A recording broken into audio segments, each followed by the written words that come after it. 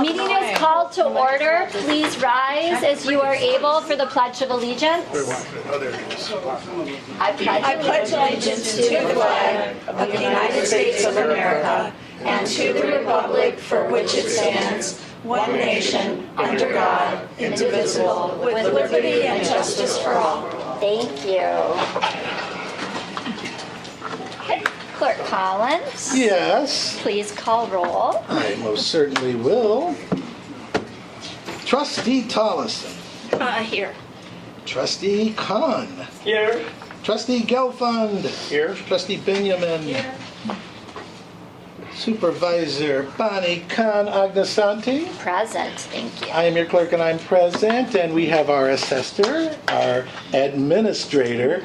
We have a newish, different-ish this time attorney. I was ready for you, Jeff. And we have our person who takes care of everybody in our social services and everything. I don't know what else you do, Ruth, but you do amazing stuff. I just had to say that for our audience. She's amazing. Thanks, Ben. Thank you, Ruth Orm Johnson. After all that vamping, it's your meeting, ma'am. Thank you. Is there a motion to approve the minutes from the February 9th board meeting? Trustee Benjamin moves the motion, or makes the motion. Trustee Benjamin makes the motion. Is there a second? Trustee. Trustee Khan seconds. Any additions or corrections? Okay, hearing none. Trustee Benjamin. Aye. Trustee Kahn. Aye. Trustee Gelfand. Aye. Trustee Tollison. Aye. Supervisor Kahn Agnasanti. Aye. All ayes. At this time, I would like, under my supervisor's report, to invite Morton Grove board member Connie Travis to come up and speak about the incident that occurred at 5935 Lincoln Condominium, where there was a partial floor collapse. And we're here to help. Okay, well, thank you. So, as you all know, this past Saturday at approximately 8:15, a support beam in the garage at 5935 Lincoln Avenue failed. So the village's fire and police departments immediately responded to assess the situation and assist with evacuating the residents from the building's 28 units. In several cases, residents had to be rescued from balconies because the doors couldn't be opened following the collapse of the support beam. Wow. So thankfully, and most importantly, there were no injuries. All of the several dozen people in the building at the time were able to escape safely, along with several pets that were housed then with right weight. That's amazing. So that was wonderful. The building was temporarily stabilized that evening and is currently being assessed by structural engineers this week to determine the extent of the damage caused by the failure. This includes a review of all other support beams and a broader evaluation of the overall safety of the building. The village is actively engaging with the residents impacted by the situation to ensure that they're aware of available resources within the community, including assistance through the wonderful Niles Township, so thank you so much, as well as local not-for-profit and religious organizations, so thank you, that have committed to help the displaced residents. This morning, structural engineers hired on behalf of the property management company were on site to continue assessing the damage and began the process of installing more secure temporary structural supports in the garage and upper floors. So while the village's focus has been on securing the building and ensuring public safety, the property manager has been communicating with displaced residents and assisting those who need to collect essential belongings from their homes and coordinating scheduled access to the building.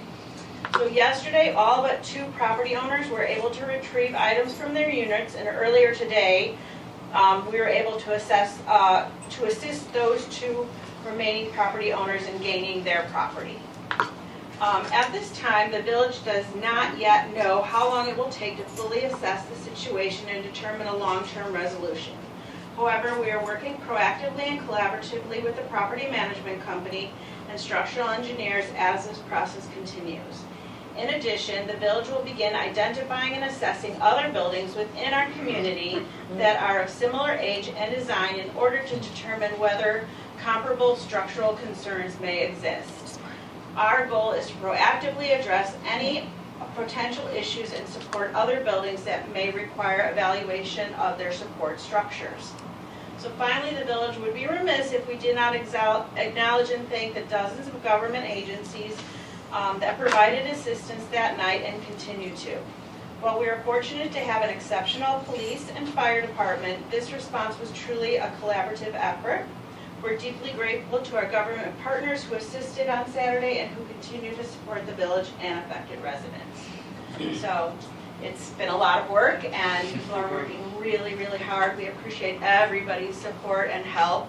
It was my understanding that everyone was able to have relatives pick them up, and one family ended up going, or I'm not sure if it was a family or a person, went on to a hotel, and the Red Cross will be helping that family. Great. So Wonderful. So I believe a representative from the Red Cross came in today and spoke with Ruth a little bit about coordination, and we're so grateful that nobody was hurt. Yes. That's first and foremost, and I want to commend the village for all that you did and the response of your first responders, who were really, truly amazing in this event. And things happen, but yeah. we I mean, do it's have amazing. each other. It went all over. My son's a police officer in Gurnee, and he texted me, "What's going on?" He heard the fire call all the way out in Gurnee that night. So, so a lot of agencies were involved. So, but thank you again for being there to help our residents. Truly appreciate it. Likewise. Thank you for the report and letting us have this breadth of information. So, this month of March, we're bringing forward a Fair Housing Proclamation for adoption, reaffirming our commitment to equal access to housing at a time when communities across the country are experiencing a serious housing crisis. Sounds like, and additional ones. Across the region, rising housing costs, limited supply, and persistent inequities continue to make it harder for many residents to find stable, affordable homes. Fair housing protections remain an essential tool to ensure that everyone, regardless of race, disability, family status, religion, national origin, gender, or other protected characteristics, has an equal opportunity to live in the community of their choice. Adopting this proclamation also aligns us with the national observance of Fair Housing Month each April, commemorating the passage of the Fair Housing Act following the assassination of Martin Luther King Jr. in 1968. That law made discrimination in housing illegal, but the work of ensuring fair access continues today. By adopting this proclamation, we affirm our support for fair housing principles, recognize the importance of inclusive communities, and encourage residents, landlords, and local institutions to uphold these values at a time when housing stability is increasingly out of reach for many families. It's important that we clearly state our commitment as a township to fairness, opportunity, and dignity in housing for all. And at this time, I'm going to read our, would you like to read I it? can read it. I will pass I'm acutely aware of this. our Fair Housing Proclamation over to Trustee Donald Gelfand to read. I've been a real estate broker for 37 years, so this is near Close and to dear to this me. heart. And I was actually in Springfield on April 11th, I think it was 2018, which is the 50th anniversary of that law. So, yeah, Well, then it's appropriate that you read it. that's why I say April 11th, 1968. So whereas on April 11th, 2026 marks the 58th anniversary of the passage of the U.S. Fair Housing Law, Title 8 of the Civil Rights Act of 1968, as amended, which enunciates a national policy of fair housing without regard to race, color, religion, sex, familial status, handicap, and national origin, and encourages fair housing opportunities for all citizens. And whereas individuals in the state of Illinois have the right to choose where to live without discrimination based on race, color, religion, age 40 and over, sex, including sexual harassment and pregnancy, familial status, marital status, national origin, ancestry, disability, sexual orientation, gender identity, military status, unfavorable military discharge, and order of protection status, and whereas Niles Township Government supports national, state, and local fair housing laws. Whereas the National Association of Realtors Code of Ethics commits all realtors to providing equal professional services without discrimination based on race, color, religion, sex, familial status, handicap, sexual orientation, gender identity, and national origin, and whereas acts of housing discrimination and barriers to equal housing opportunity are repugnant to a common sense of decency and fairness, and whereas Niles Township Government welcomes the opportunity to reaffirm our commitment to the principle of fair housing for all and are committed to supporting all local programs that will educate the public concerning their rights to equal housing opportunity and to assure every person their right to live free of the fear of housing discrimination. Now therefore, Niles Township Government does hereby resolve and recognize April 2026 being Fair Housing Month. This is approved this 9th day of March by Supervisor Bonnie Khan Agbasanti on behalf of the township.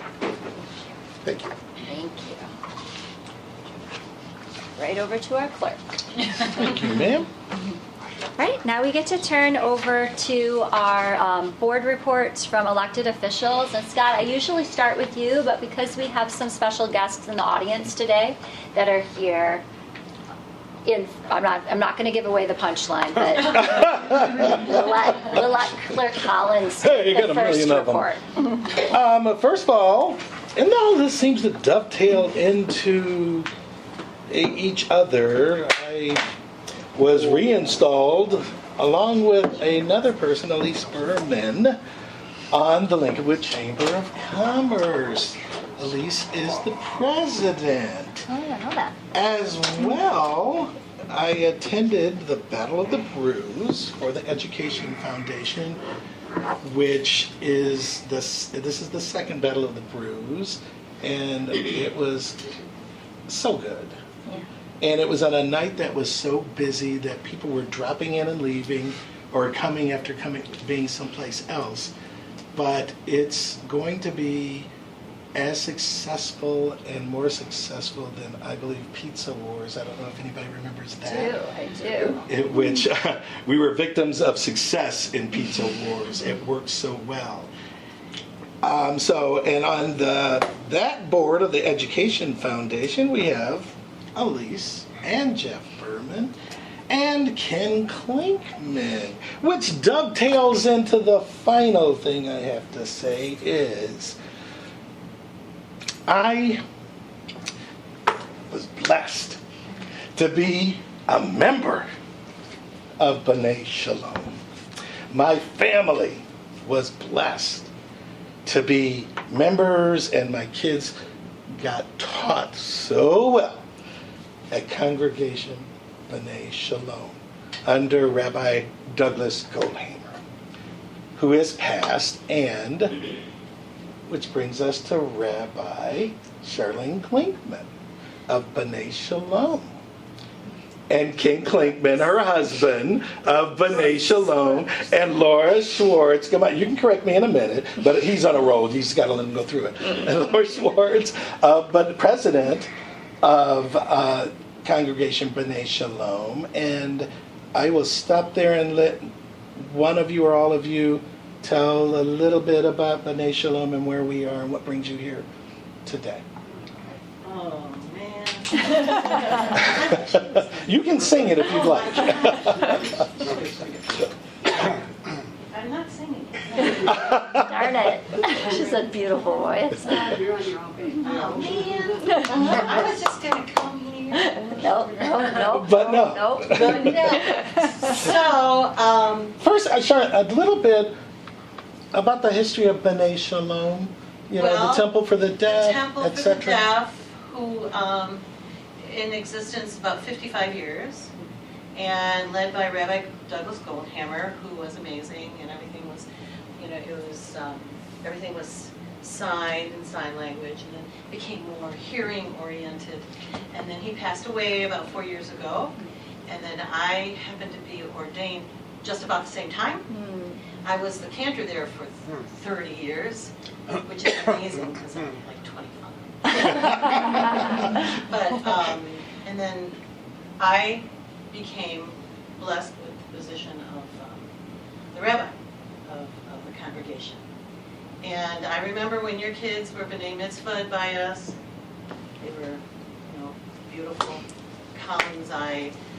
Collinses, and and also the fact that we've been dear friends for more years than I can count. I'm not gonna cry. Yeah, you are.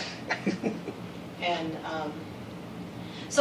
and we were very proud to see you, Mark, go through your journey from this career and then broadening your careers to becoming more and more involved with it. It's not supposed to be about him, but No, it can't be.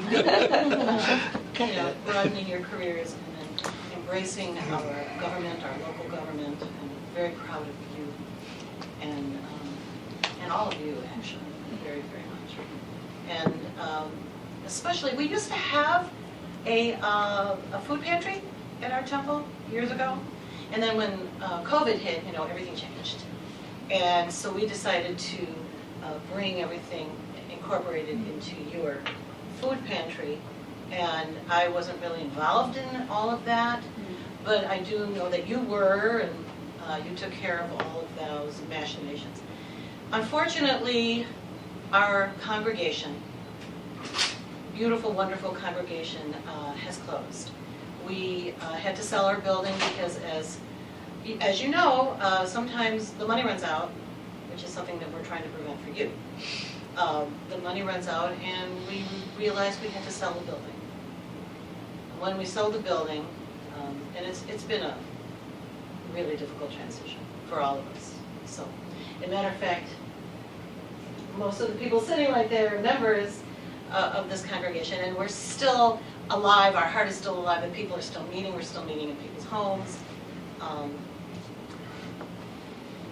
So that's continuing. However, when we sold the building, we were challenged with the distribution of the funds, the profits of the building, because you can't keep them. And Ken and I will say, my husband never likes to be heard from loudly. He never likes to be noticed as somebody incredible, but he is. We already know. We know that. And he has been Yes. for decades.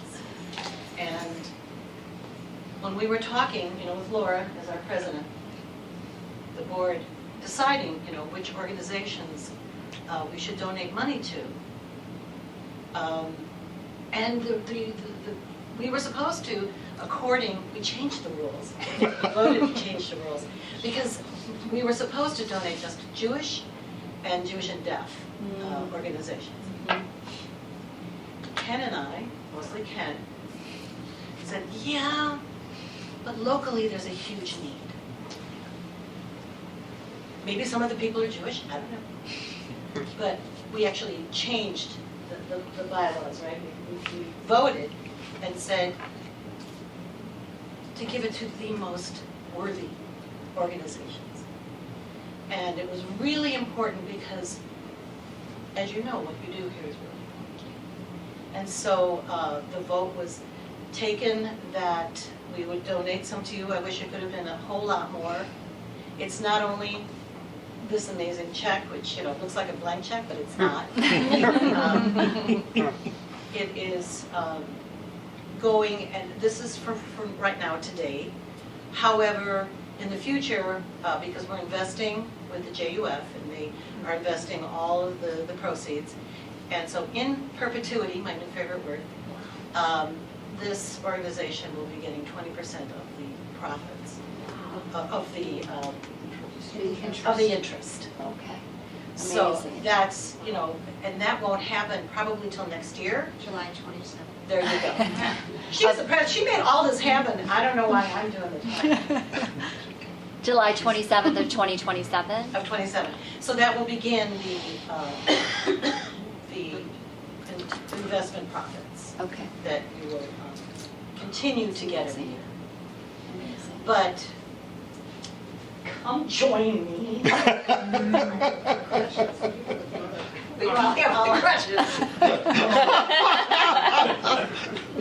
And I usually have a crutch or a walker. This year I don't. You can brag. So this is Mark's idea. This is Mark Collins. Fancy. That we present this check and, we wanted you to get this for immediate disbursement to this amazing group of people. We want to thank you Thank you very much. from the bottom of our hearts. And then also, as we said, what, you're about to say something? No, I'm not. Okay. You're doing such a good job. In the future, you will be getting 20% of the Interest. the interest. I have trouble with that word, I don't know why. And so we just wanted you to know that it was so important to all of us that we actually changed the rules. We voted, and that's not something people normally do, That's right. but it was just, it was also for the Education Foundation was near and dear to our hearts. And this organization, Mark is involved in everything because, he's very accomplished. And so this is for you, and I think you've got a smaller one that you can actually deposit. This is just so that you can see. It's really, and can we take picture, will you take some pictures? I took some pictures in this. You have some pictures? Yeah, let's- Okay, great. You guys want And I also want to acknowledge that Elise Berman is here, who wears many, many hats. Many, many hats. Yeah. Including one on the Niles Township Food Yes. Pantry Foundation Board. So, Yes. so Yeah, she's everywhere. instrumental in the work that we're doing, and These especially in the people are- investments. I don't know, God's gift to. Oh, they're us amazing. communities. Yes, Make a do little so much. mistake. Yes. It was really, really hard for us to close the synagogue. Oh, gosh. Knowing that we were doing such good work with the proceeds from the sale of the building, it made it so much easier for us, and we're so happy to. Well, be able thank to you. Yeah, because, when you donate to different organizations, we don't know the people, we don't know where it goes really, and nobody knows that it's us. But so this is like so cool. So your neighbors, and I will say, I was going to talk about this a little bit later, but I think it's appropriate to do it now.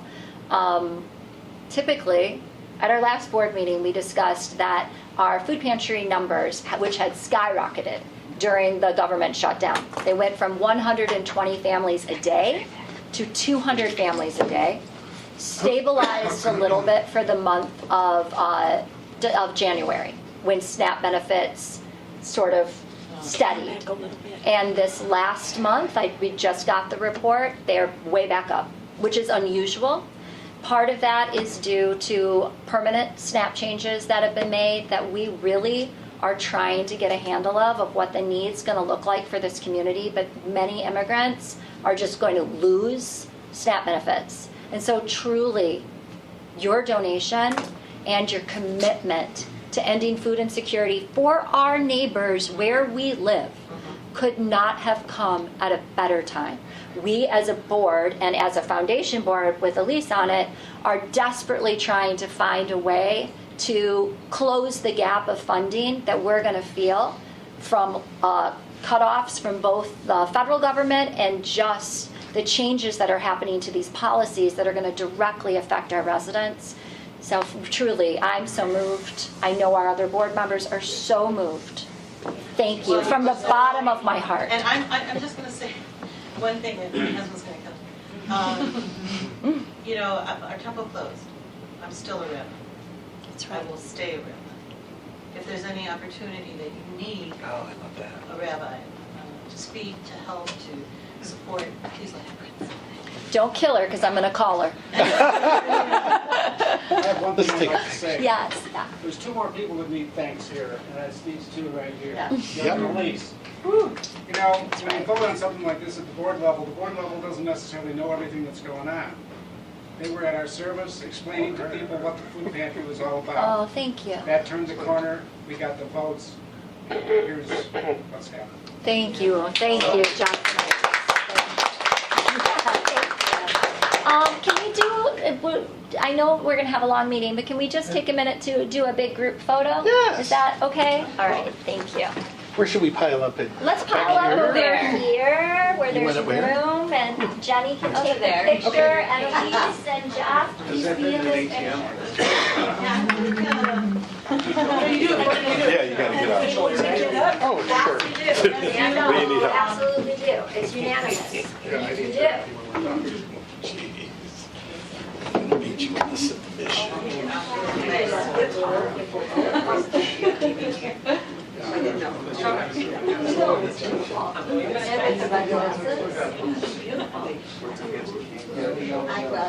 She left.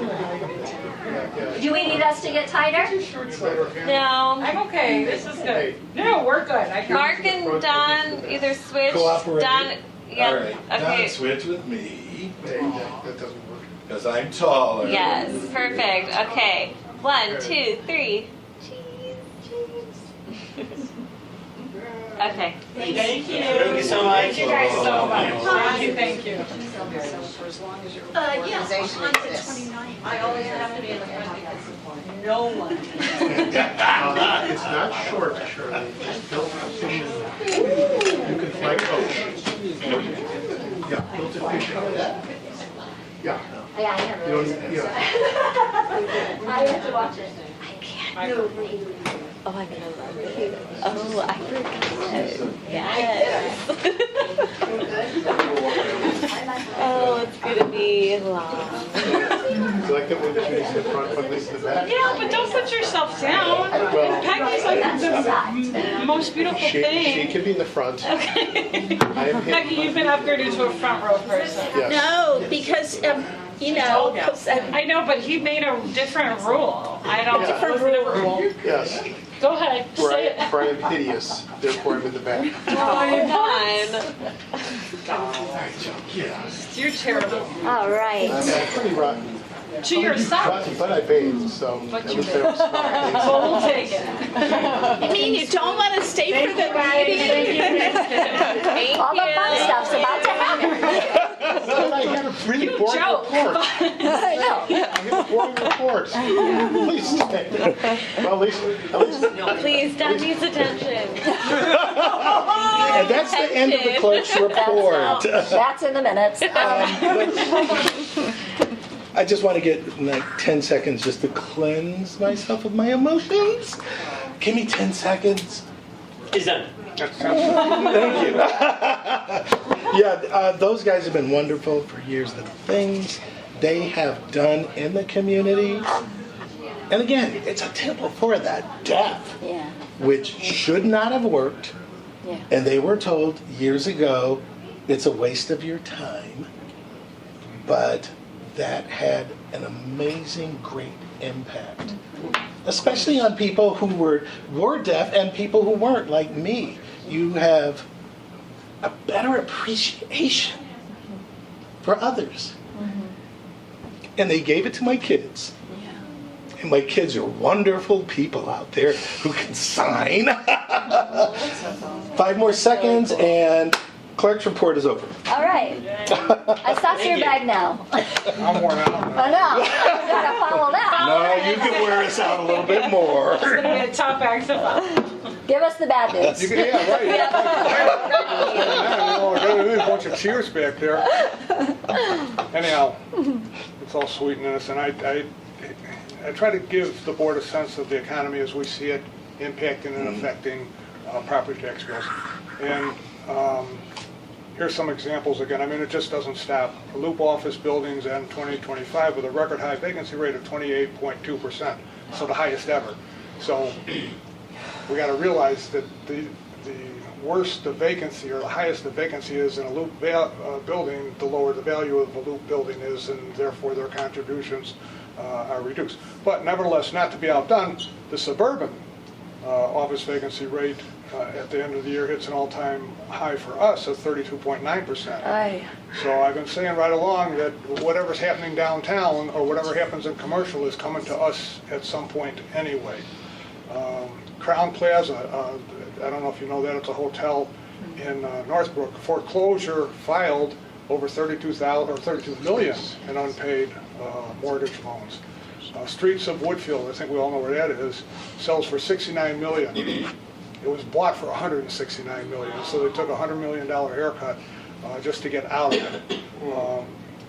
You know, the point, of course, being that if the office buildings decrease and the commercial decreases in value, that portion of the tax bill that they pay doesn't disappear. It gets shoved over to residential, and it's really difficult for people to understand that, especially the folks in Springfield. Or maybe they don't want to, I don't know. But anyhow, also we have Tyler, a lot of work, a lot of talk about Tyler. Everyone's buying Tyler to, you know, as the computer company downtown. Right. With the county. Without even getting into it, I don't think it's all necessarily Tyler. It's just easy to pick on them. But just to give you some numbers that they're talking about, I mean, I remember this goes back years and years ago that they were going to do it and have the property tax part of it set, but it's supposed to incorporate the entire county and apparently also the Supreme Court of Illinois. So what we have now is an initial $75 million contract, and there's like 5 or 6 contracts to the contract. So there's property tax, I think Treasurer's Office, Supreme Court, and you know, it's broken down a few different things like that. But $75 million for the original lump of all the contracts, now at $265 million. So whatever that is, 2 or 3 times the more. Not that it means a whole lot, but in terms of percentage of being over budget, the property tax people are doing the best, the Supreme Court's doing the worst. So I don't know what that you know, interprets to. Another thing we hear quite a bit about is you know, the tax bills being late, and Yeah. the thing, it's almost impossible to listen to, because what they're late, I mean, that's one thing, but there's something out there that I call the rule of 12s, and anyone that has a mortgage with an escrow account knows what the rule of 12s is. You're paying 1/12 to your property tax, 1/12 to your property tax, 1/12 to your property tax, and it doesn't matter too much when it's due to you, and you could pay one property tax bill on Monday and another one on Tuesday because you've allocated that money. Well, I call it the rule of 12s because you have to account that way, but some people think that they should have an extension, but they forget to tell you this part when they pass laws. The extension doesn't do you a bit of good as a taxpayer, and we try to get people to understand this. Yeah, guess what? The big favor they just did for you, if you were going along with the rule of 12s, you'd have the money and it wouldn't be an issue. But the favor they just did you is going to cost you a lot of money. And so for an example, Cook County sent $80 million over to Evanston to cover the non-payment. The bills were due on 12/15, so that means they're, what, 4 months late on that. $29 million went to Evanston Township High School, and $40 million went over to District 65, which is buried in so much trouble to begin with. So, you know, I think that's structured as a loan, but then I'm not quite clear how Cook County has money to loan to anybody. I don't think they have enough to buy a pot, bottle of pop.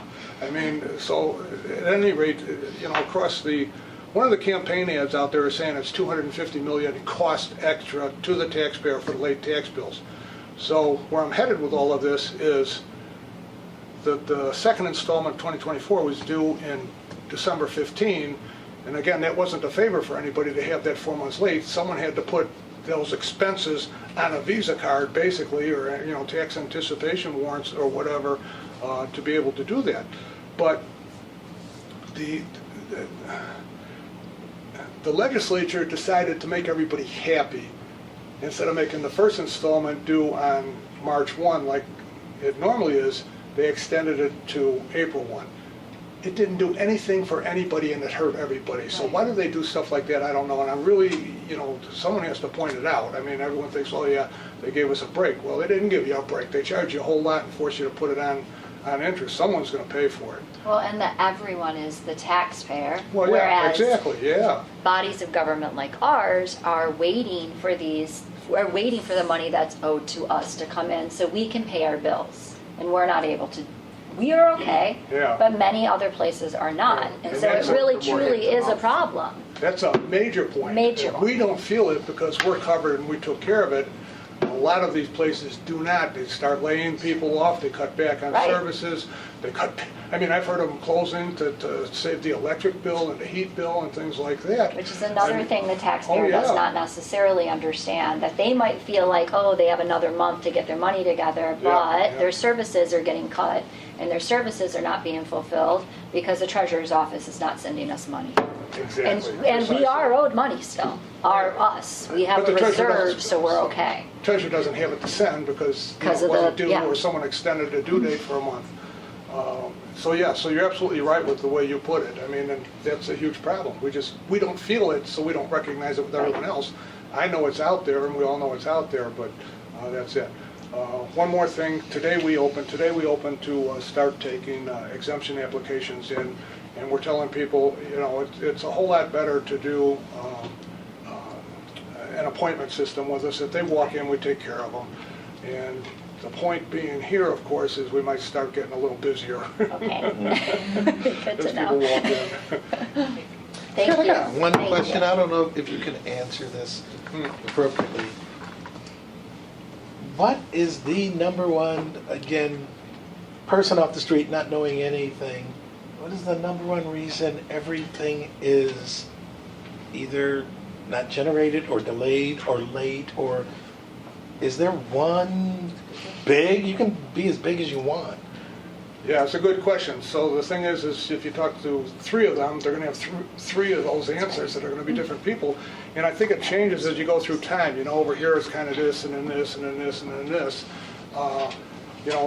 For example, everyone blames Tyler now. Well, wait, someone was running that show. They weren't running it the right way. They didn't have a manager. They didn't have someone that was putting all of these things together and coordinating them.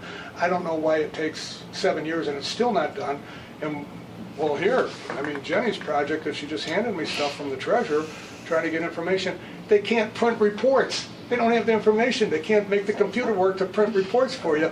It's like, this is the treasurer of the biggest county on the planet, and they can't, how are you supposed to know what anything is? So, yeah, to answer it, it's an opportunistic type of thing where they can say, yeah, well, this guy did it, so vote for me instead. There's no simple answer, and it does change from time to time, but I'll tell you what, that a lot of it is incompetence. Just because a guy's got the keys to the rocket ship doesn't mean he should be driving it. Maybe he's got the keys and he should leave the rocket ship alone, right?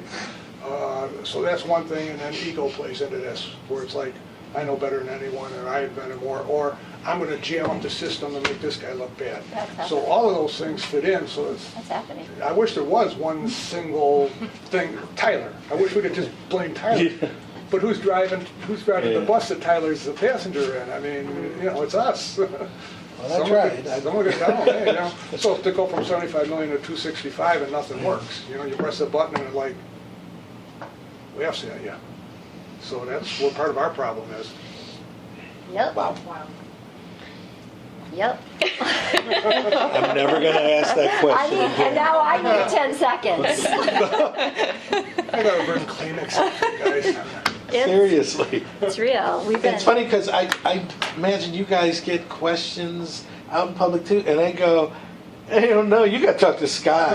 I don't know. There is I a have no real answer clear for answer. it. So. If there's anyone else really, it's there, but. All right, let's move on. Yeah, that one will be an easy one to follow. Let's start down here. Trustee Khan, before your report, I want to thank you for alerting me Sunday morning to the building collapse in Morton Grove so that we could issue a response. So thank you for that. Right, thank you, Your Honor. I do have the report, I'm reading it. So last month, 2,500 hygienic kits were made and distributed to the underprivileged community. Also, a few hundred were dropped off to Niles Township mainly for the distribution. We kept the box in front of the office. Voters registration was conducted in coordination with the Civic Engagement and the Niles Township on January 14, and we registered 29 people. I met with the business and community members to secure donation and enroll supporter in monthly giving program for the food pantry. A donation check was collected during the meeting, and some people committed that I'll collect next meeting. This few $100s are pretty big. Well, every penny, thank you. Hello. Update for the Morton Grove Village Citizen Police and Fire Academy. The Morton Grove Citizen Police and Fire Academy classes of 2026 will begin on March 18, 2026 and run through the May 2026. The program will held every Wednesday for 10 consecutive weeks from 6:30 p.m. to 8:30 p.m. Residents may register at the mortongrovevil.org. There is also senior activities taking place each month at the at the American Legion's Memorial Center on each month, first Wednesday of each month. Let's see. And another religious update I have. This is the month of holy month. This is the holy month of Ramadan, and Ramadan holy month of fasting and spiritual reflection observed by the Muslim began at the sunset February 19 and will conclude at the end of March based on the lunar calendar and the moon sighting. Observant individual fast daily from dawn to the sunset. The month focuses on prayer, charity, community services, and spiritual growth. Some schedule adjustment may occur to the employee to accommodate early morning and evening religious activities. The Ramadan conclude with the celebration of Eid al-Fitr, marking the end of the Ramadan. And that will be my report. What date is Eid? The Eid is on, let's see, I'm sorry, it's got last year. This is on March 18th. Okay. And that will be my 9 report, Your Honor. days, yes. Well, Ramadan Mubarak. Thank you so much. All right. Trustee Benjamin, we'll just go down the line. Thank you. On February 21st, I attended a Kin for Action volunteer event, and I'm currently working with the group to explore hosting a similar event for Niles Township. Their model focuses on family-friendly volunteer activities where children and families can participate in giving back to the community, which aligns with our effort to engage younger residents in service and civic involvement. I was kind of thinking maybe lunch packing, filling that little pantry we have, getting little hands involved, little clean hands. February 24th, I attended the Women in Business Networking Lunch hosted by the Niles Chamber of Commerce. During the event, I learned about a potential grant opportunity that may benefit the township initiatives, and I will continue exploring that opportunity further. On Friday, March 6th, I attended the Professional Moms Community Network inaugural International Women's Day Luncheon, organized by Skokie resident Julie Burt. Our supervisor and I used the opportunity to raise awareness about period poverty and discuss ways our community can help close the gap so women and girls can continue advancing in schools and in their careers.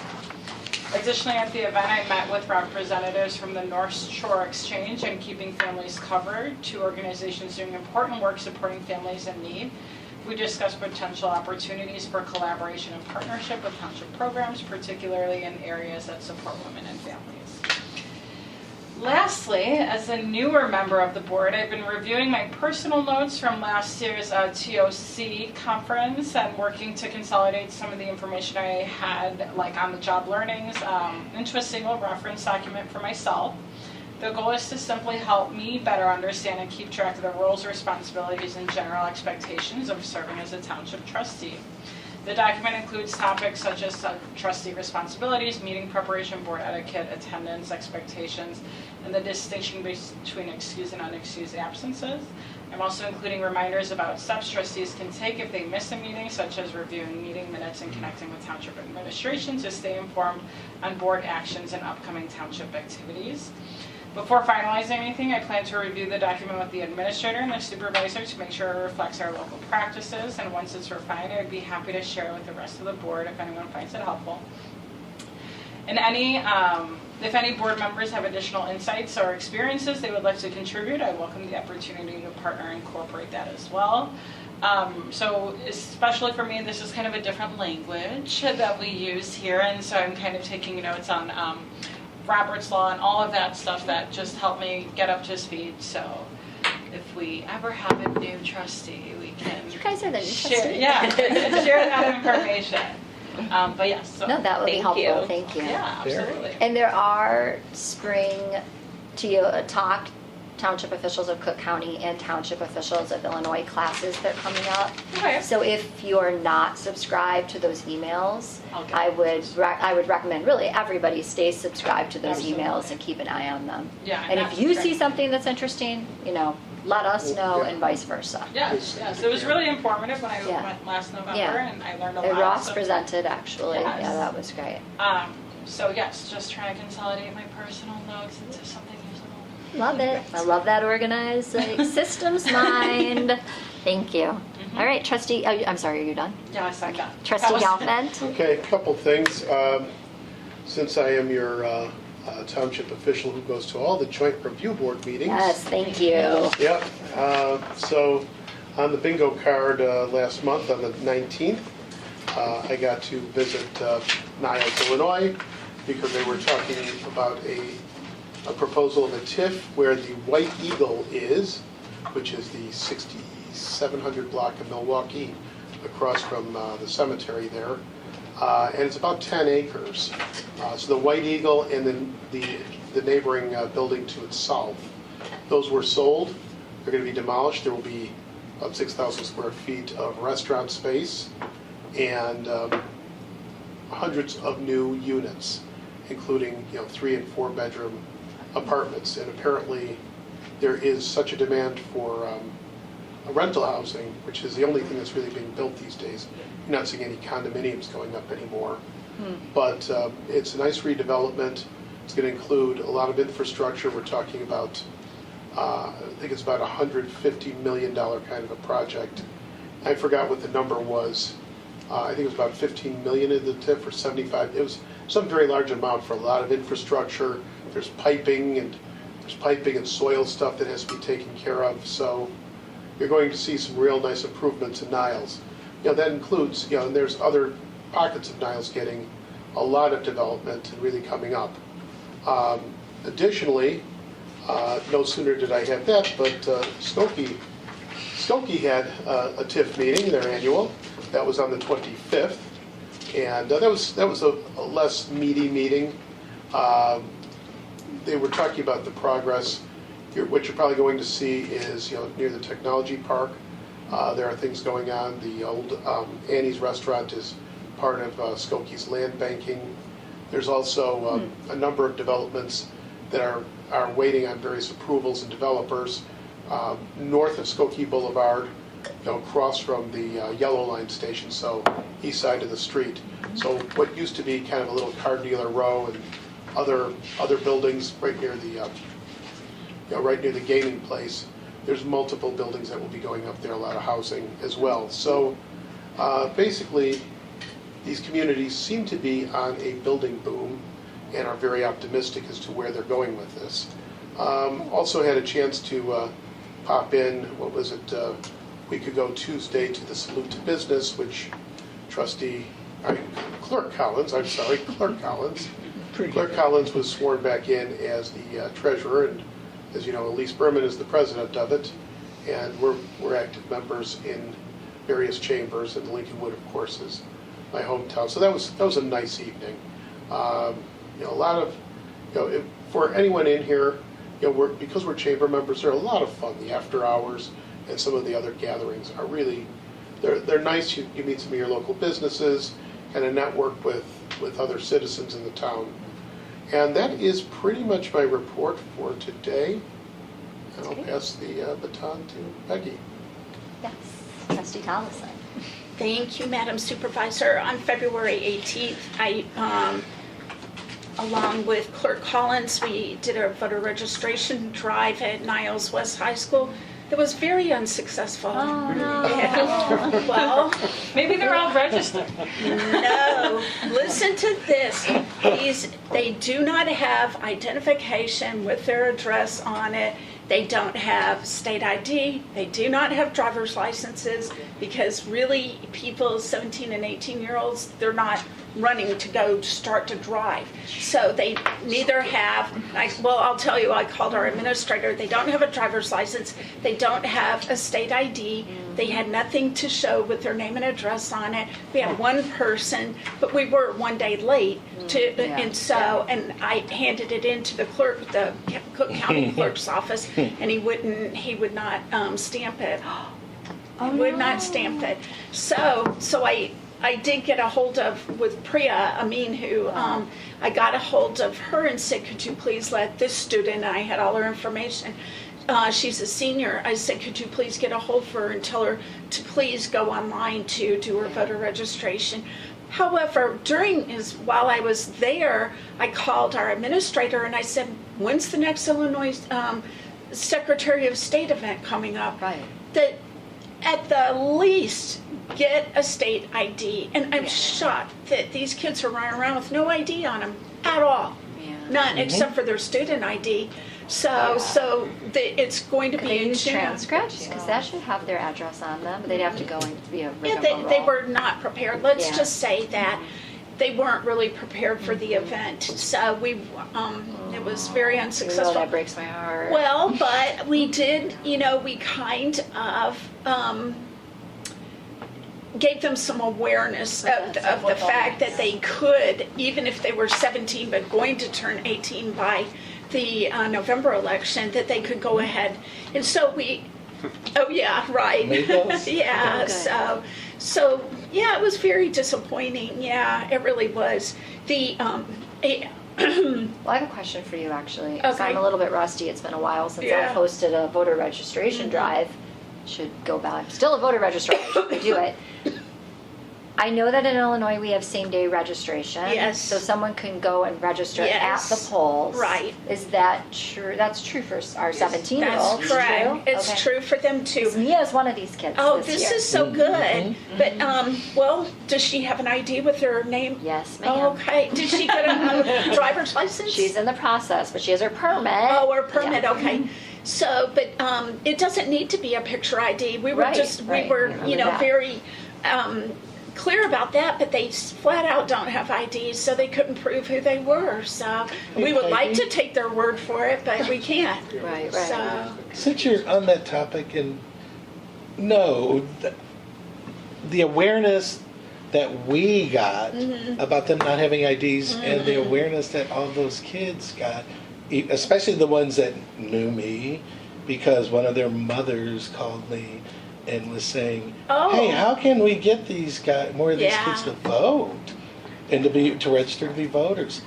You just sparked something in my mind. I'm stepping all over your report, if you don't mind. Can't we contact the state, and we got a DMV day coming up, well, not until June. but couldn't we tell them that, hey, why can't we invite kids or go to school? I don't know how this would work. And number one, tell kids, get a state ID, just an ID. We did tell every kid, we said, but do you can't have we any work ID? with DMV and have maybe a day or a morning or an Well, at the afternoon school, or maybe. evening? At the school. That's what I'm saying. I'm Right. just throwing this out there. Yeah. Again, I'm stepping all over your report. Yeah, but- that's a good idea to ask the Yeah. DMV or ask our Secretary of State's office if they would start hosting some DMV days at the actual school. Obviously, they can't do driver's license they can there, do but they state could do IDs. state ID. And not a bad I was idea. just shocked because if something happened to a kid, you wouldn't be able to identify him literally with Yeah. anything. I know. You were saying that. Right. Yeah. I mean, it was kind of shocking to If me. they have pictures of their ID on their phones. Absolutely not. That doesn't count? It does if they have an iPhone and an Illinois driver's license that may Matches. now be, no, so Oh. now you may keep, if you have an iPhone, you may keep your Illinois driver's license in your phone. Oh. If you have an Android, you still can't do that. Like in your phone wallet, It's like you're saying. in your Apple wallet. wallet, Apple it wallet. like loads as a. Right. It's not Well, like I mean- it's not like you take a picture of it. Well, Right. Yeah. Right, but I have a picture of mine just to be on the I do safe too. side. Yeah, my Right. COVID card and everything. Right.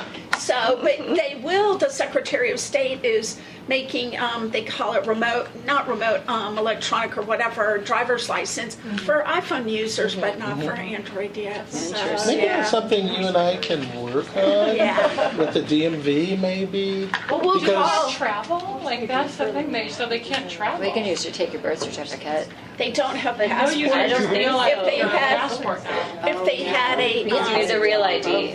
All right, all right. If all right, they- yeah. We're getting worked up. Let's- if they had a We'll talk. passport, and if the passport, guess what? Passport doesn't have your address on it.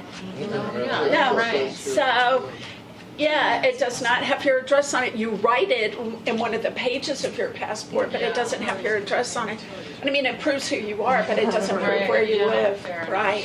So, anyway, so it was unsuccessful, however successful in that we learned something that will be able to maybe help the students get IDs, because I think it's important for safety concerns. So, also, Supervisor Kanang Nasani and Trustee Benjamin and I went to the village board meeting last Monday you had something more than just what we talked about, but we actually went to support Mayor Tennis and the female trustees because they've been taking a tremendous amount of guff off of people in a way that Mayor Tennis feels like she feels It's she feels it's misogynist. well, and she also feels that she's concerned about even going to her car by herself. So, yeah, it's pretty bad. What are they getting gruff over? Being women. The what? Being women. They're just being disrespected. So we got up and we respected them. How about that? Anyway, because it is National Women's History Month, yeah, Women's History Month, and so that's why we were there, and obviously representing the township. The health symposium that we've been working on, and over here in the conference room that costs me donuts every time. Because I know. love it. But you know what? I know. I feel funny if we don't have something for them to eat, but then of course they're sort of for me. And me. So, but finally, it's on Wednesday. Ruth, are you going to be there? Wednesday, what time? From 1:30 until 4. Oh, the health symposium. Don't worry about it. But okay? Yeah, this Wednesday, and the topic is vaccine awareness and hesitancy.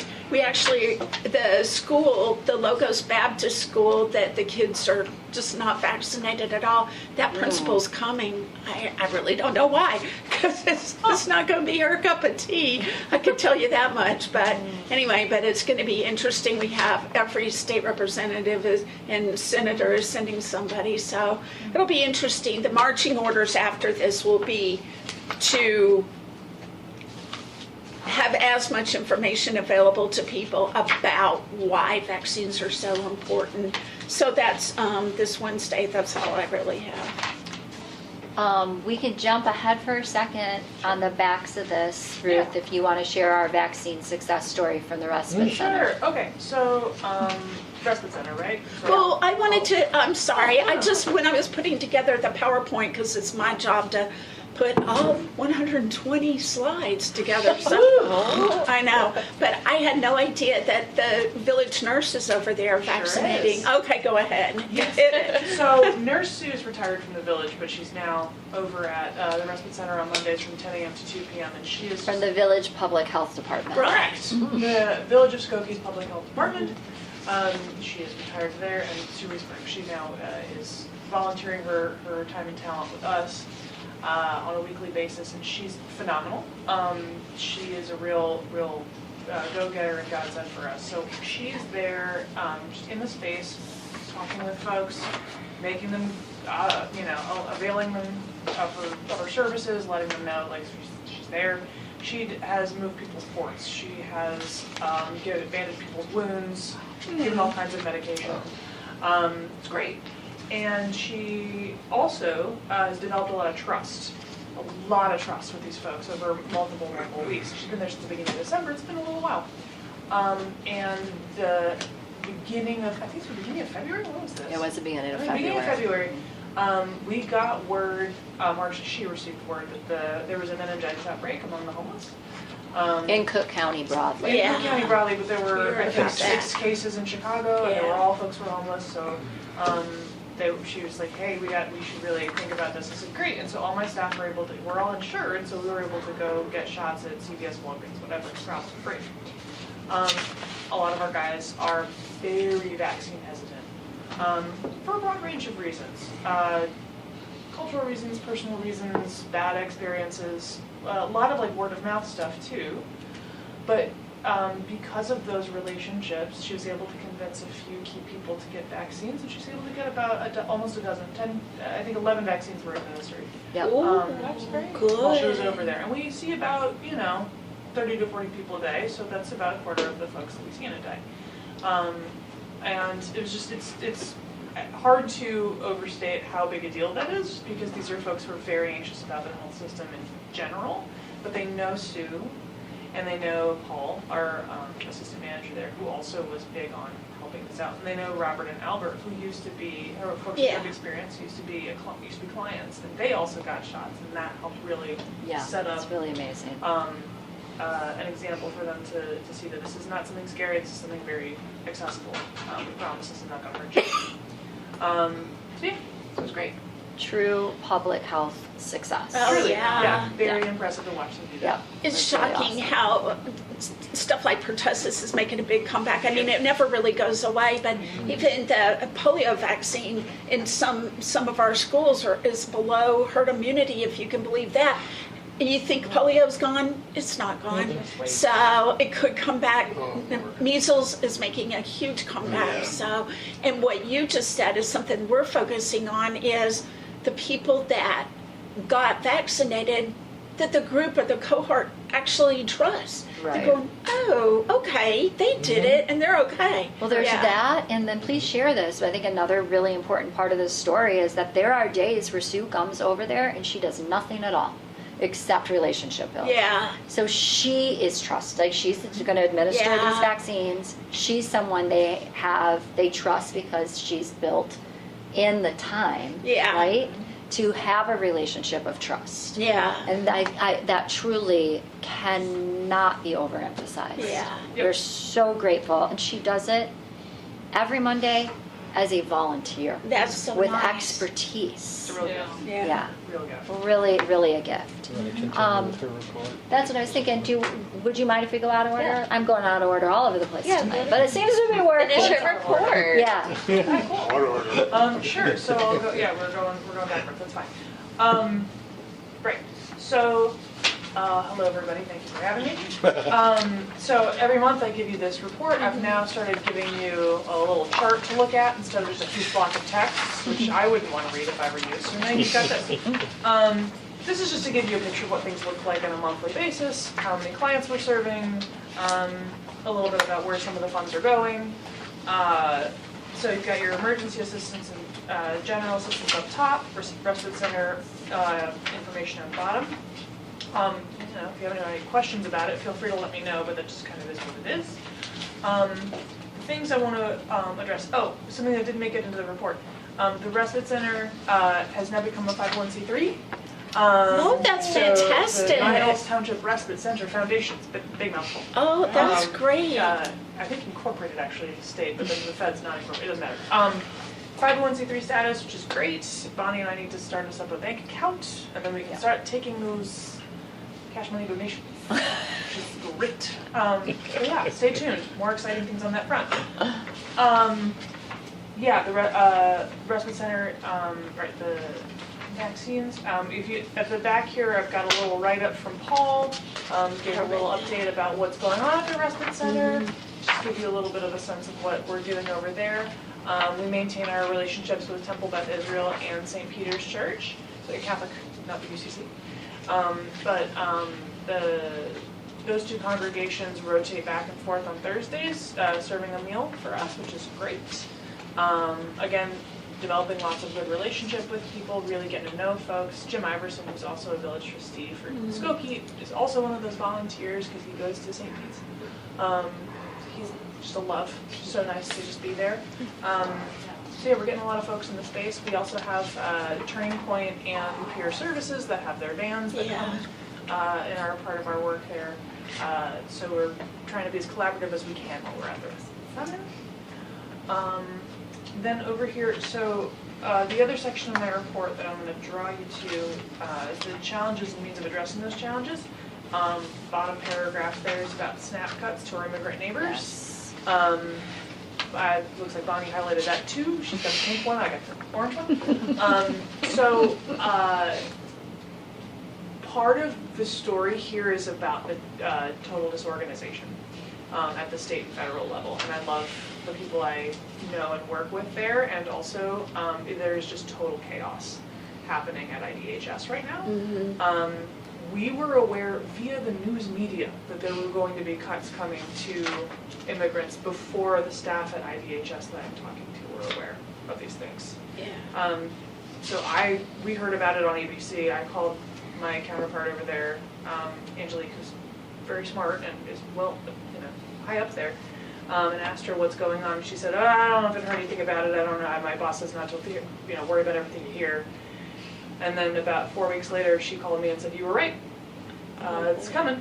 And so there's a real churn of information out there that is very confusing to people, and I'm trying to be very streamlined and very careful in how we're communicating to folks, because I don't want people to be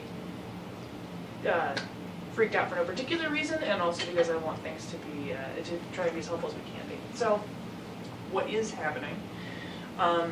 Folks who are either refugees or are asylees, so people have been granted asylum, not are waiting on an asylum case but have asylum. Those two groups of people have gotten SNAP benefits kind of forever. That has never been an issue. We've always awarded those folks SNAP benefits because via a court of law, they've been determined to be legally here based on these very specific statuses. Those people are losing their benefits wholesale.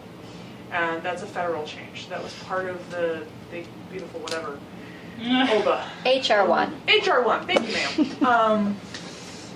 Part of HR1, it was to enact that policy. The feedback from the federal government slowly over time was that here's how states need to do that. Illinois finally decided to implement this starting April 1st of this year. What that means is that right now, if you are somebody who's either a refugee or an asylee, or many other immigrant statuses, if you apply for benefits now, you're going to be denied outright. If you currently have those benefits, they're going to time out whenever your next redetermination is, which is annually.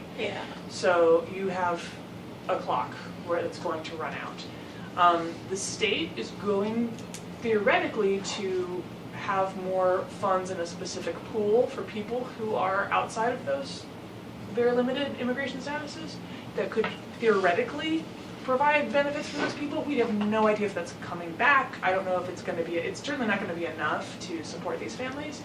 And we're talking our Afghan families who are SIVs who, worked with our armed forces overseas, were airlifted out, and now have, 5 and 6 and 7 children, and those people are going to have no SNAP benefits and a grand $1,500 worth a month of SNAP benefits that are gone.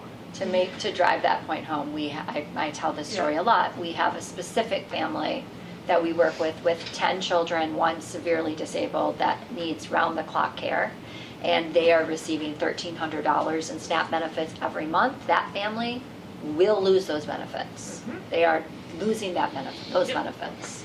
And they have a $3,500 rent every month, and they're going to have to make some real tough choices about what bills they're going to pay for food or for housing. So we're going to have to figure out how we can best support those families and those neighbors. We are trying very hard to be strategic as we think about this upcoming budget. And there's also so much we can do materially. We can't necessarily just throw more money at the problem all the time. So we're going to have to be as creative as we can. And just keep in touch with our neighbors, keep our noses to the ground about what's happening. Not every problem is a problem that money can solve. This one is bigger than that right now. Be nice if we had more money. But I wouldn't mind more money. That would not, right, it's more money than we could possibly find in this exact moment. is what I'm Yeah, saying. and then I know you guys have all heard this statistic, but this is a good time to throw it out there again for, we have our food pantry, which is wonderful, and is going to look very burdened for the rest of the president's term, basically, right? Yeah.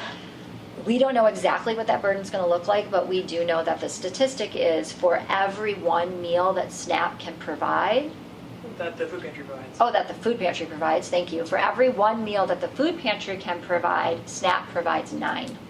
Ooh. That is a gap that will be very difficult to fill. Yeah. And I that's don't what it like is to now, say Let impossible. alone without, let alone removing the SNAP benefits. Right, Wow. and that's SNAP in with place. SNAP benefits Yeah. in place. Mhm. So, yeah, we're scared, and we're also, just gonna have to be as creative and thoughtful as we can be. It's a dark time. It's a real dark time to be working in social services, guys. Yeah.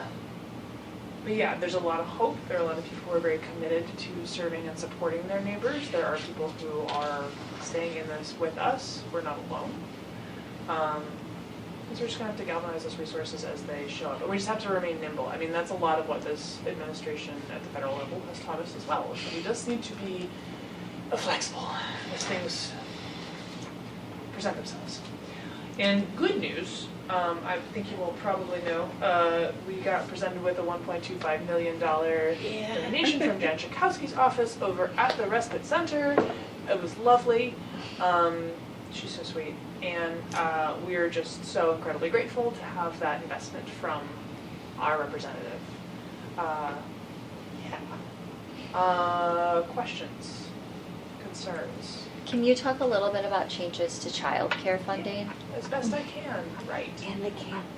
Huh? Oh, and camp. And camp. And camp. Yes. And camp, right, okay. So part of what happened so with all the activity around ICE and like terrible things happening on the street in Minneapolis, I think we lost some of what happened in Minnesota with childcare. So part of the controversy in Minnesota is the assumption that there are all these daycares that were, defrauding the federal government and taking all this money that they shouldn't have been getting, and da-da-da. So the reason that applies here is that locally, the state of Illinois has gotten a little anxious about having a spotlight on it from the federal government in terms of how their operations work with the money that they get to provide assistance for childcare. There's something called the Child Care Assistance Program, and that money is funded largely by the state, but it also has some federal dollars in it. Anyway, those folks have been coming down on localities that provide childcare. Specifically, the Skokie Park District got a site visit for the first time in 30 years. They've provided CCAP for a long, long, long time, and they've never had any kind of screws turned to them, and they feel a little bit like they're under a certain amount of surveillance now. So basically, Skokie is not going to be able to take CCAP dollars and use it to defray the cost of summer camp this summer. So there's not going to be any assistance in that particular bucket. That's a lot of money. And what they have done, which is actually pretty phenomenal on their end, is that anybody who is currently using their other programs and has CCAP, they're going to step up their financial assistance and just make up the difference, basically, using their own in-house financial assistance program. Oh. So they're going to award those families the equivalent of what CCAP would cover, which is For great. how long? For this summer. Just this summer, right? Correct. For camp, because that's what they can afford to do. We have increased that line item for summer camp assistance for this summer to try and hope we can boost a little bit. We're not, again, this is one where we're gonna have to be flexible. We're not sure how many people and how big a problem this is going to be. So we're gonna have to see how this pans out. But yeah, this is part of the little bits that are just going to death by a thousand cuts a lot of these families. Yeah. This program gets a hit here, this program gets a hit here, and now you just can't get your arms around everything anymore. You can't send your kids to camp, you can't Go to work. go to Yeah, work, that's can't buy okay. groceries. Right, yes, and that's the whole point of CCAP. It's like fundamentally actually this fairly small C conservative program where the intent is to allow parents to work, Yeah. and they're just not even really gonna do that anymore. Oh, boy. So yeah. But so we're trying to make up the difference locally. That's what we can control. What we can control is what's happening right here. And so, yes. However, as we are now in our budget cycle, and we're trying really hard to put a budget together and get our crystal ball out and try to predict what need is, it is extremely difficult. And, you know, we have Priscilla here who can say a little bit maybe about how hard it is to get your budget wrong for a government agency. To Ruth's point, we're trying to be nimble, we're trying to be really flexible. When it comes down to the money, we're a little bit hand-tied with the decisions that we make a year out without all of the facts in front of us about what needs really gonna look like. So that's just something I think bears a lot of notice. Yeah, to you. Well, Yeah. But yeah, I mean, I remain very impressed by the families that we work with, the families that we serve, who are able to just make it all work one way or another. You know, just rob Peter, pay Paul constantly. Truly. And, you know, just make things function for their kids and for their families in ways that I am very impressed by all the time. So yeah, I think we have a really resilient community. I think we have a lot of really incredible people who live here and who are committed to making this all work. And yeah, it's a rough time. It's rough. If I can jump on that, like I always do. You're the guy who's taking the minutes, so it's your problem. I got it. Everything you said. No, thank you for what you do. There, you see some of the roughest stuff, and then there's rougher. Because I'm dealing with two right now, and the problem is the parents at a certain level are too proud or too problem-ridden to want to accept help. I've been to their homes. Kid got in trouble. The counselor's working, the schools, you.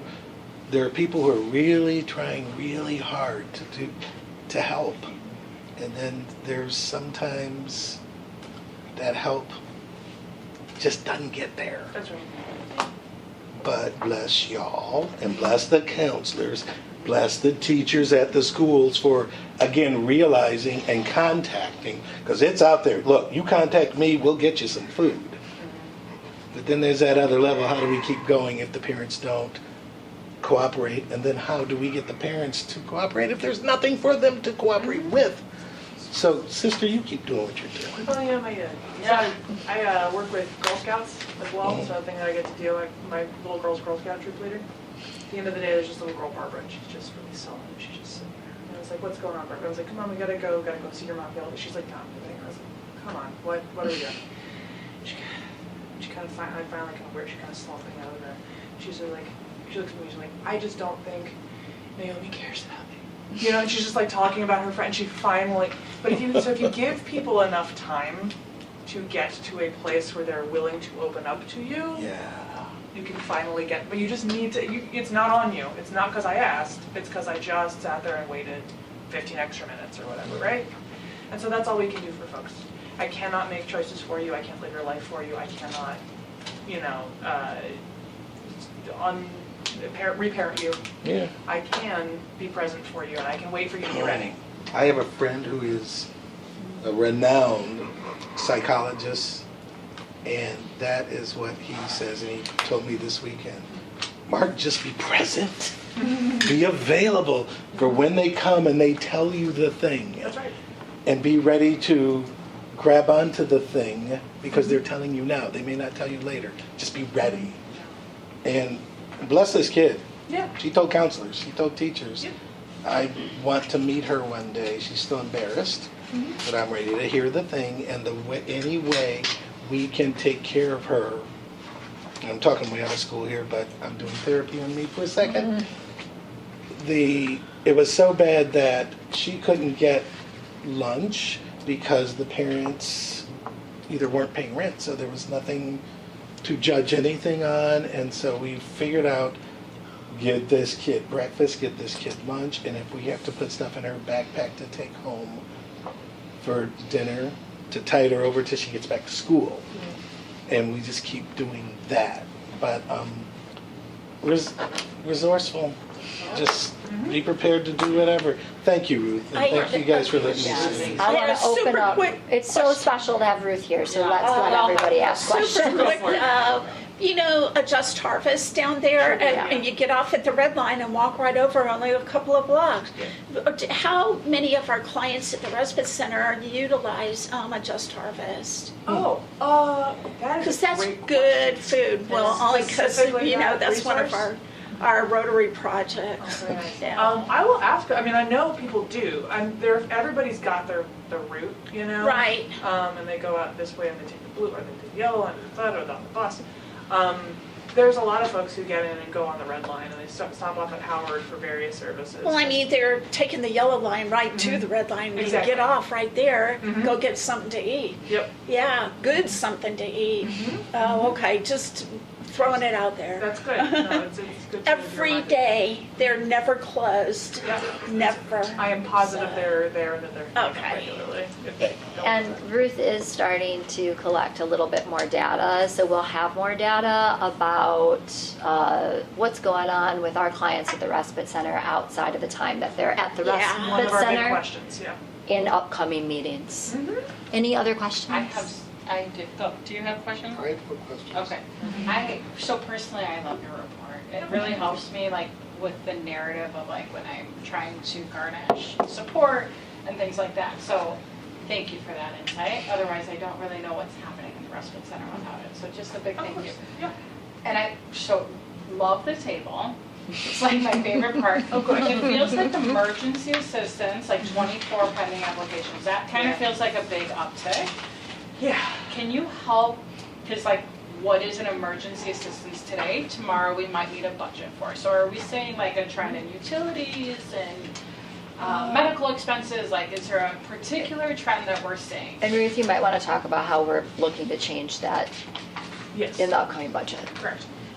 Yeah, so emergency assistance, part of what can be hard for emergency assistance for folks, and the reason that there's people who sort of sit there, there are folks who sort of sit there for a while collecting documents, is going back and forth to get very specifically what it is that we need from I you. see. So Okay, some so- people really sit there, it's a little bit of a backlog, part one. Okay. Some people who, need to get their landlord to re-sign a lease, need to get a copy of their last pay stub because they stopped working 6 months ago and now they need people to show that.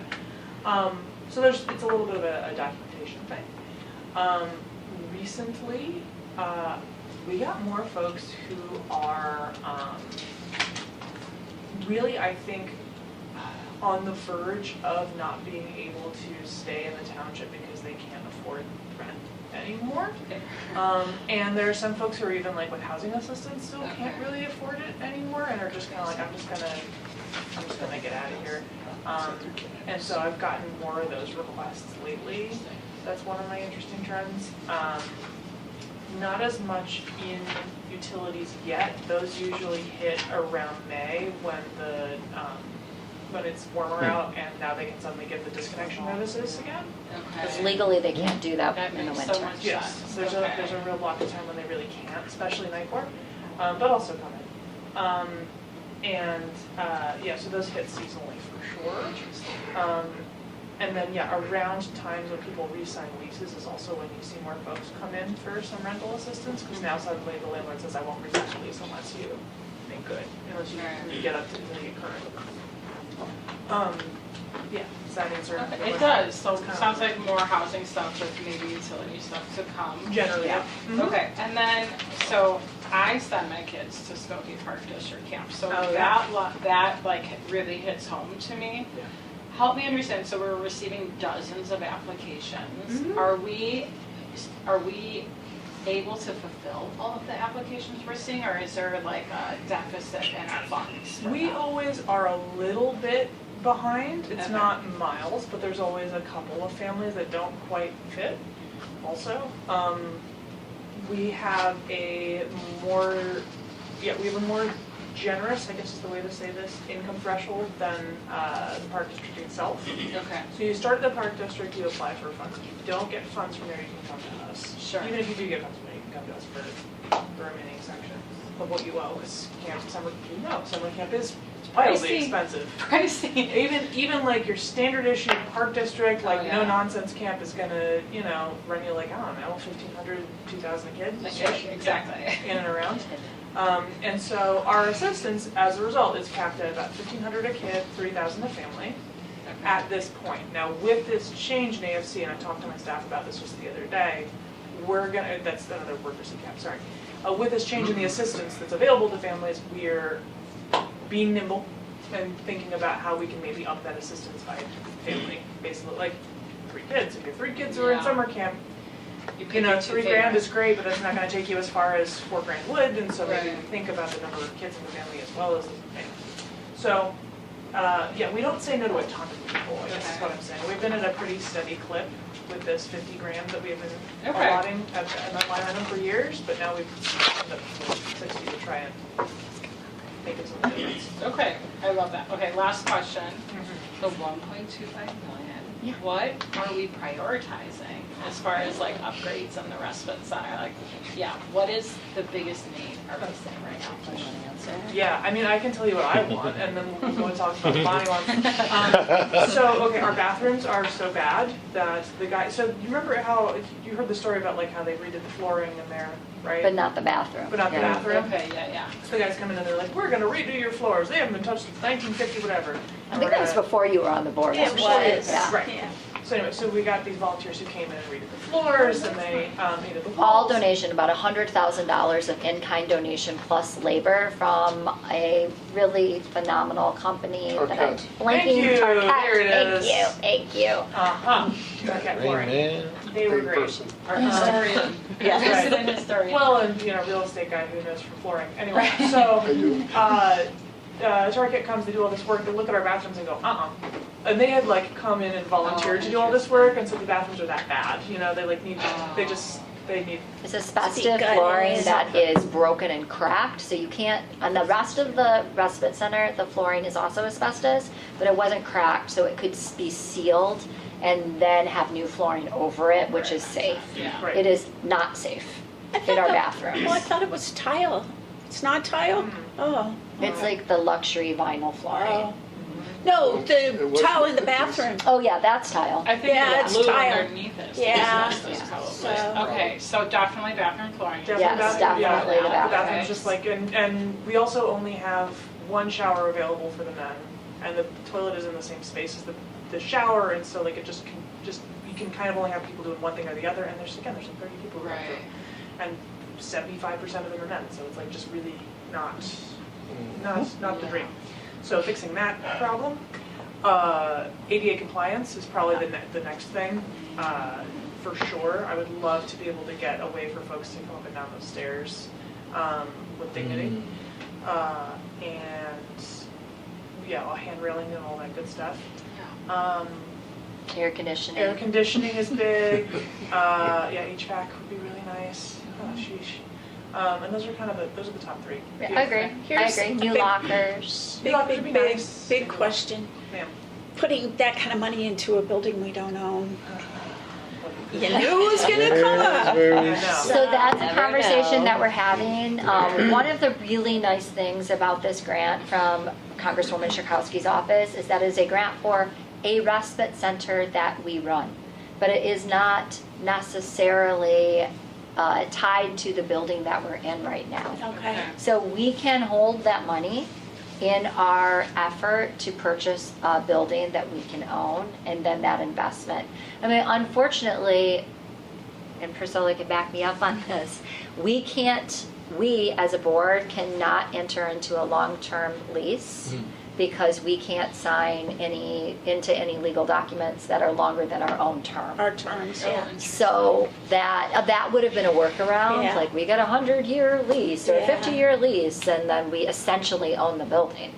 We can't do that because we're a government agency, so, We also were awarded an $850,000 grant through Senator Ron Villavalum's office with the help of Representative Kevin Olekol. That is specifically to purchase a building. We were also awarded a very generous donation from St. Timothy's Church upon selling their building, which will look like about, what, 200,000? Ish, yeah. Ish, which for the purchase of a building, which brings us to about $1 million plus the 1.25 for capital improvements that we're going to need, whether Where we it's our got it. building Yeah. or we're in this building. And we did put in a letter of intent to just appraise the community center where the respite center is housed right now, just to find out if, and we have no idea whether they want to sell that building, so I'm not trying to speak for St. Paul's at all. We just would like to, a little more information about whether that's feasible if they were ever interested. Yeah. Yeah, probably just good for the community not to have asbestos in a communal space, right? We would love to fix, I know that There's a our lot staff of there would places really have like to. asbestos. Oh, my basement Unfortunate. has Oh, asbestos. goody. Any other questions for Ruth while we've got her so she can go home? Oh, Thank you. Thank you. Appreciate the report. I love the detail. No problem. Thank you, Ruth. Appreciate it so much. Take care And all that you do. Yes. Take a little kick jar. Yeah, you're welcome to stay too. Not kicking you out if They're you that want to hot. stay. Yeah, seriously. I'm good, thank you. Oh my God, did you see that? I know, she didn't see it, I don't Little think. sign. It's so cute. I didn't, Been revealed. I didn't see You'll it. see it It's inside. later. Okay. It's a little happy birthday. Oh, you're so cute. On March It's birthday. branded with the font and everything. Do you want to take some cake? Take some Just cake. take one cake Yeah, jar. take one. Just one. Sorry. You? We're budgeting. Since we're moving this way, Priscilla, Yes. Sorry. I got trapped. thank you for being here. Yeah, of course. It's always nice to be here. You guys I always learn something new. You get a cake jar. We're not gonna fight for it, right? All my clients are Connie Yeah, says.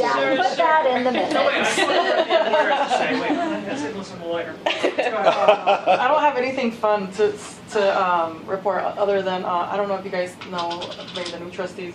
Ross is the president of the Illinois Township Attorneys Association. I'm the secretary, and so annually we do an educational seminar. We're going to be doing our educational seminar May 15, 2026. It's again going to be in Hanover Township. We have a flyer. I don't think we've sent out the flyer yet. Has it been? No, I don't think So so. we'll send it to Jen so she can circulate it to you guys, and we have really good topics. And we're switching up topics because we recognize that people are there Yeah. every year, and obviously you don't want to I hear the know. same information.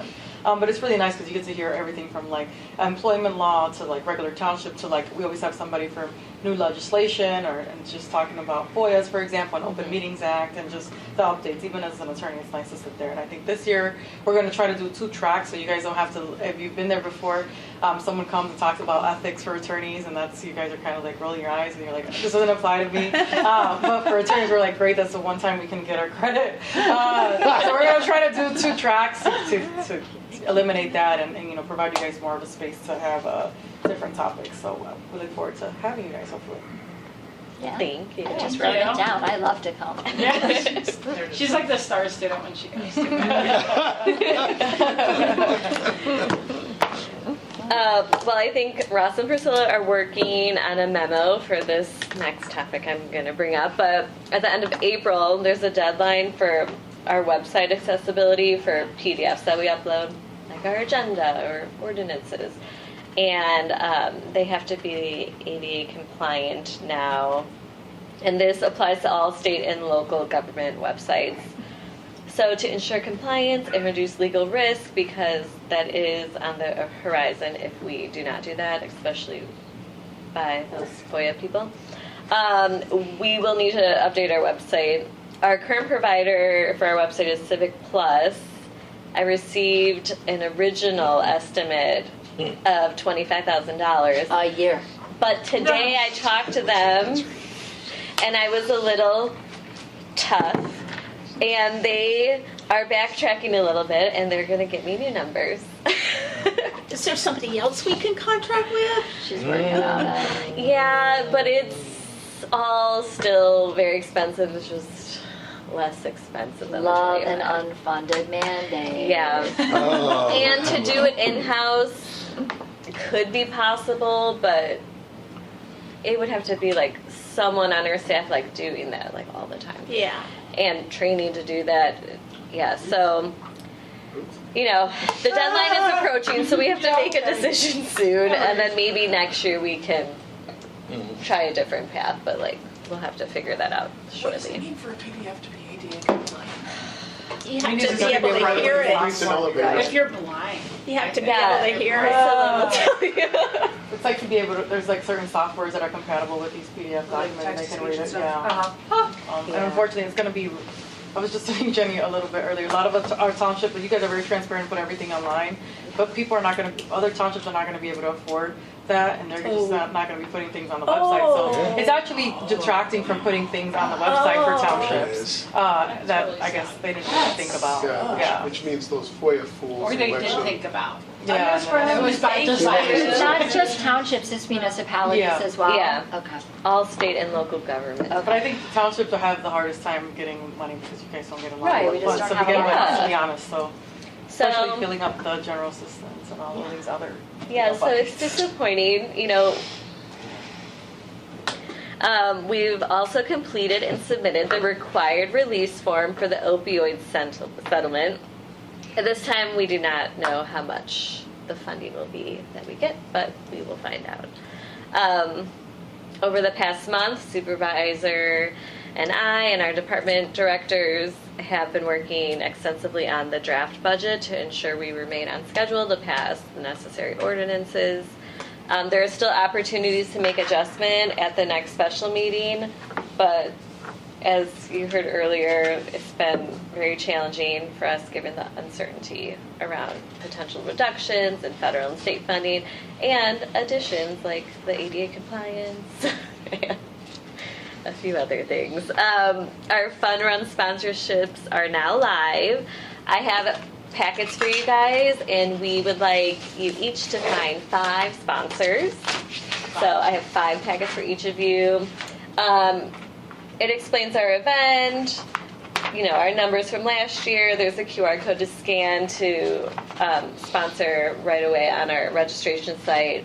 And then it explains all the levels.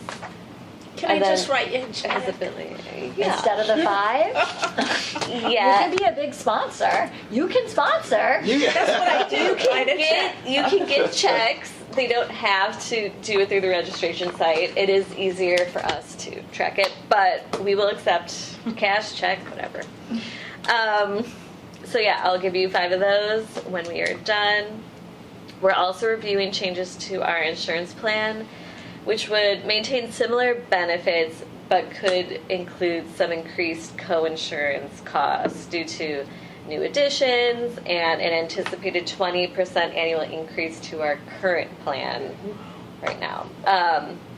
The supervisor and I would like you to schedule a meeting with us if there's going to be additions or any changes to your enrollment, and that open enrollment starts March 25th. So really meet with us next week. And I'm going out of town the 23rd. Before that. Yeah, because this is going to help So us before the 23rd. budget so we can have a pretty accurate number so we're not inflating line items and just Yeah, we're trying to get the number accurate before we pass our budget, so we know what we need to budget for. Yeah. Yeah. Yeah, so these increases along with new mandates such as the ADA compliance continue to place additional financial pressure on the township. Finally, a couple of requests from our Public Affairs Director. If you are tagged in a township social media post, please take a moment to share it. It's really easy once you're tagged to just hit the arrow, share it.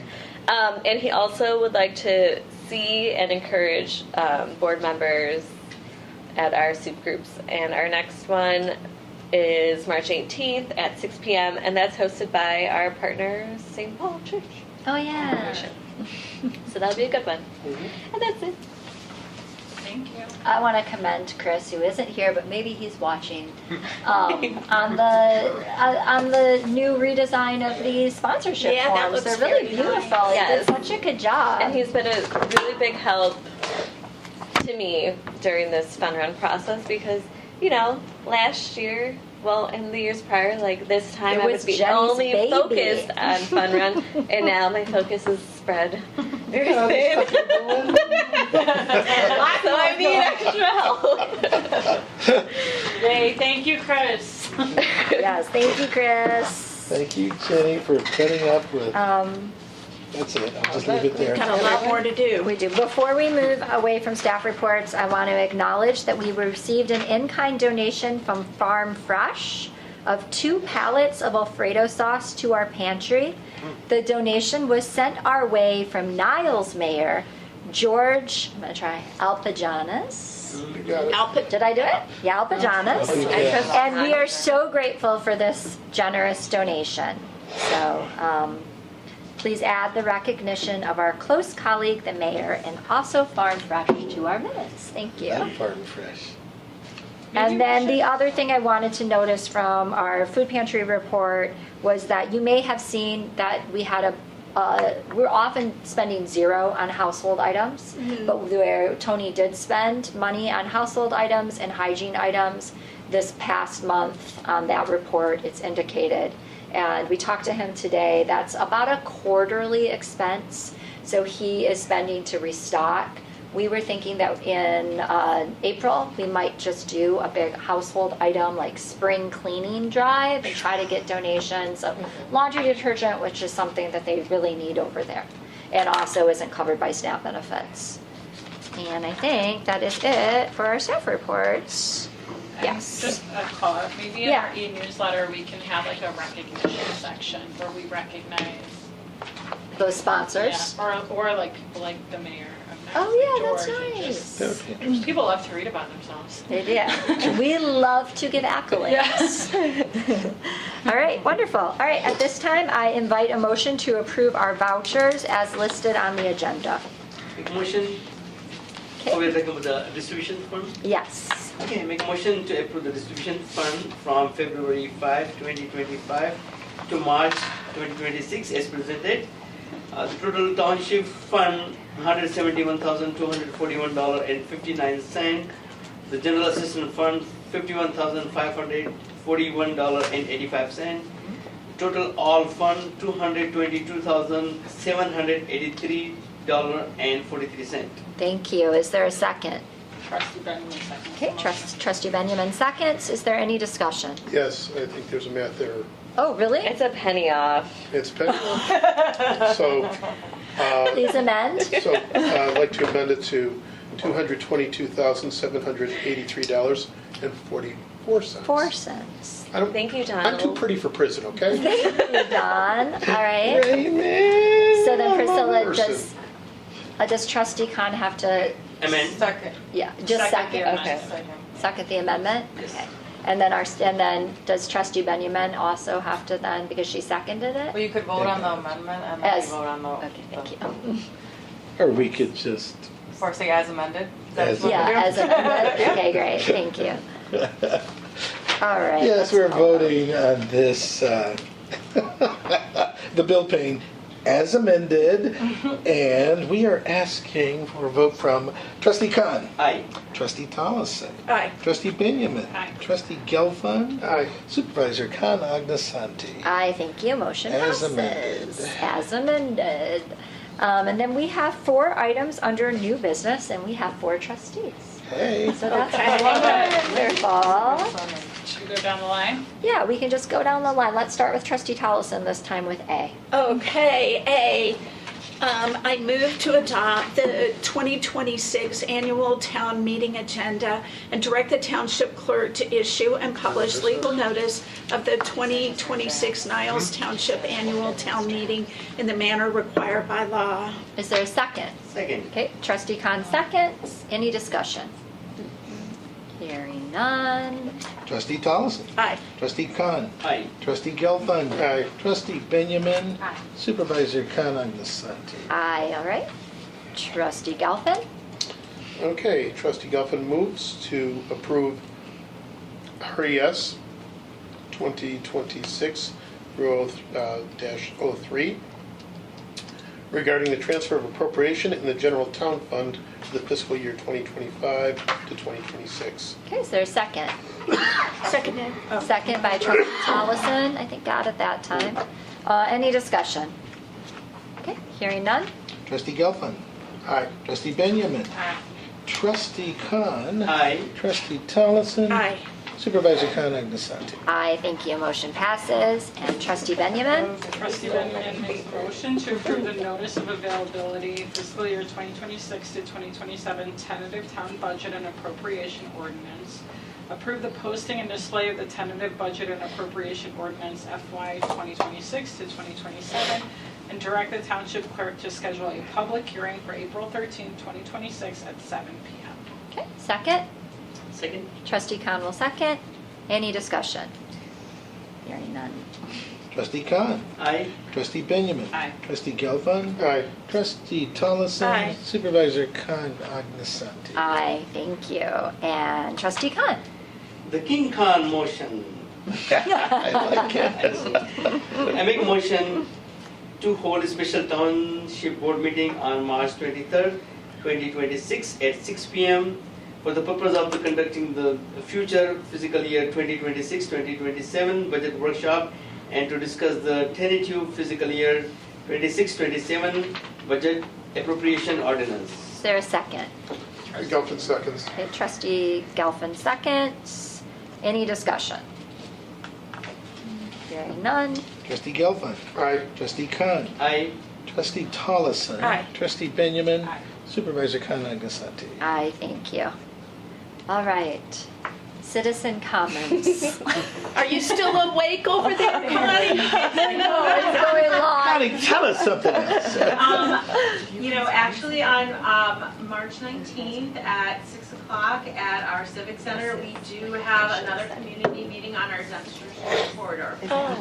Where they're going to kind of roll out kind of all we've talked about and present it to the public. Great. So are welcome to join us there. That's my birthday. Oh. Well, you should spend it there. Yeah, I really do think you should spend it. One of my birthdays. Y'all got I think issues. I should sing for you. Oh, okay, well, that's a draw. That's a thought. That's a draw. All right, wonderful. We have no executive session, so is there a motion to adjourn? No. So, go ahead. We all just want out. We like Trustee Benjamin makes the motion. Who did? Who made the motion? Trustee Benjamin. Oh, Gelfen and Second Benjamin? by trustee Tollison. Oh, so All ayes? Aye. All ayes. Motion, Ayes. meeting adjourned at 8:46 p.m. Our next regular board meeting is April 13th at 7 p.m. Our special board meeting to review and make, last minute amendments to our budget is March 23rd at 6 p.m. Okay, Adjourned, okay. Yeah. Now there's 8:46. cake.